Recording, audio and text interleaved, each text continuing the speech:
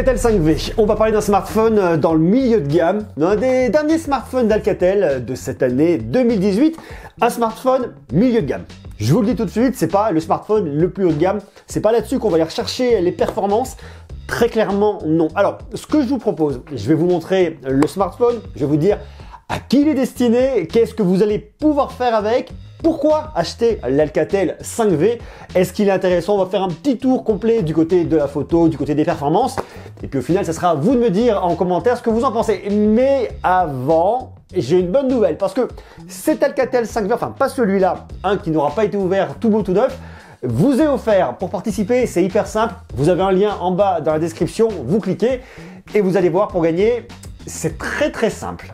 Le voilà, Alcatel 5V. J'aime bien le design, je trouve ça pas mal. Le module photo est plutôt bien. Bon, vous avez le grand capteur d'empreinte digitale là, la marque, la certification européenne. Vous avez un effet coque incurvé 3D, aspect vitrifié. Bon, c'est pas mal, c'est efficace. Il prend les traces de doigts. Ça c'est un grand classique aussi, on va pas trop lui en vouloir. Point positif, vous avez la prise jack sur le dessus, sur le côté grand standard, bouton on-off, bouton de volume. En bas du micro USB, un haut-parleur mono qui se situe juste là. Et là vous avez une micro SIM et une carte micro SD que vous pouvez venir rajouter en plus. Le smartphone en lui-même se déverrouille très facilement avec le capteur d'empreinte digitale, il marche bien. On tourne sur un Android Oreo 8.1, on est sur un Mediatek 6762, 3 Go de RAM, 32 Go de stockage qu'on peut étendre jusqu'à 128 Go.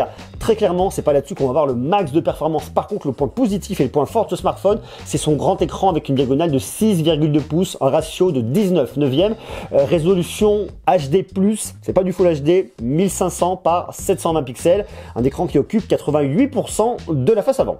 L'idée de ce smartphone dans le milieu de gamme, c'est le multimédia. Pouvoir profiter d'un écran qui, même si c'est pas du Full HD, est quand même relativement sympa pour visionner des vidéos, pour aller sur les réseaux sociaux, regarder des vidéos sur YouTube, Netflix, que vous voulez, pour aller sur Instagram. Ça fait franchement l'affaire. Il est plutôt pas mal. En expérience de visionnage, ça va bien. Ça va même plutôt très bien. Alors, je vous le dis, même si on n'est pas là-dessus sur un écran Full HD, ça fait franchement le job. La qualité est quand même relativement là. Le son est assez médium. On peut pas trop lui en vouloir. Ça vient de là. On a un seul haut-parleur ici. On est sur un smartphone qui coûte relativement pas trop cher. Néanmoins, dans sa catégorie, il fait l'affaire. Il y a un point qui est vachement bien, c'est sa grosse batterie de 4000 mAh. Là, franchement, vous êtes tranquille. Vous pouvez le garder une journée et demie sans aucun problème. Ça va bien évidemment toujours dépendre de vos usages. Si vous êtes très gourmand, forcément l'autonomie va être un petit peu moins ça. Par contre, point un petit peu négatif là-dessus, quand on n'a pas de recharge rapide, c'est le temps de recharge complète qui est assez long. On est un petit peu moins de 3 heures, 2h48 si je vous dis pas de bêtises. Donc voilà, il faut prendre son mal en patience. Lorsque vous allez le recharger, dites-vous bien que vous allez devoir le laisser un petit moment sur la prise.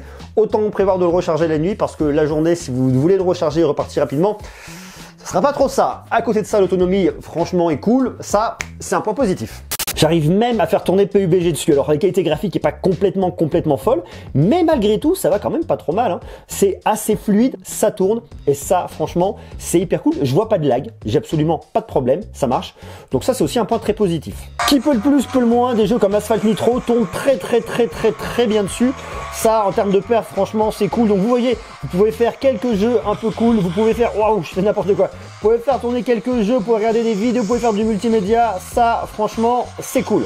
Maintenant, il y a un autre point qui est important sur ce smartphone, c'est la partie photo-vidéo. La partie photo avec un double capteur 12 mégapixels plus 2 mégapixels. Le 12 mégapixels ouvre à f2.2, tandis que le 2 mégapixels va venir en renfort pour le mode portrait, ouvre à f2.4. Et à l'avant, vous avez une caméra de 8 mégapixels qui ouvre à f2.8. Vous pouvez filmer en Full HD à 30 images par seconde et à l'avant en 720p à 30 images par seconde. Autant dire qu'on va pas trop lui en demander, mais pour faire des photos pour partager sur les réseaux sociaux, franchement ça fera bien l'affaire. Vous avez ici plusieurs modes: automatique, panoramique, timelapse, social, trace lumineuse, portrait, micro vidéo, Google Lens. Bon, mode portrait, vous connaissez, c'est un grand standard, ça marche franchement plutôt bien. Timelapse, panoramique, je vous le passe très rapidement.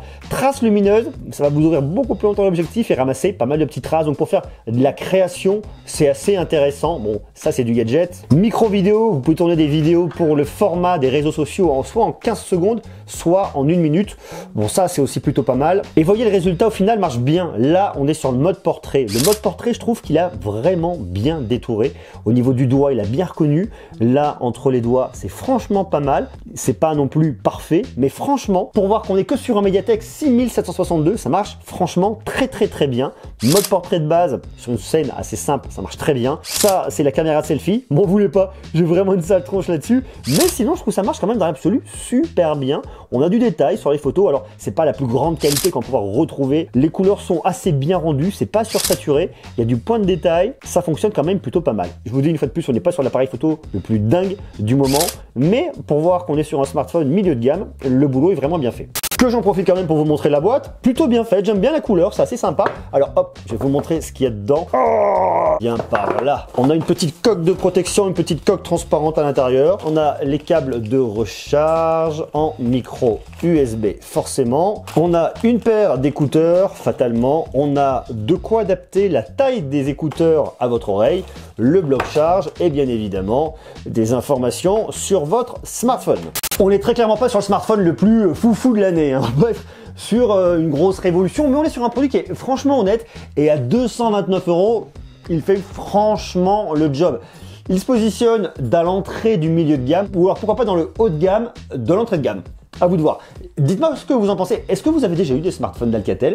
Moi j'en ai eu, mais il y a longtemps et à l'époque c'était pas des smartphones. Celui-là je trouve bien, je trouve qu'il a un bon compromis au niveau de l'affichage, la photo est pas mal. Si vous cherchez de la performance à l'état pur, c'est pas là-dessus qu'il faut aller. Mais si vous voulez un bon smartphone dans le milieu de gamme, vous serez pas déçus. Je trouve que l'Alcatel 5V est bien et avec un écran de 6,2 pouces, même si c'est du HD+, il est cool, il fonctionne bien. À vous de me dire ce que vous en pensez directement en bas en commentaire. Et puis je vous dis, cet Alcatel 5V, enfin pas celui-là, un modèle tout neuf, tout beau, tout chaud, est à gagner. Vous avez le lien en bas dans la description. Je vous invite à aller consulter ma playlist pour découvrir tous les smartphones du moment. Et puis d'ici là, prenez soin de vous, soyez sages. Je vous donne rendez-vous très bientôt. Ciao!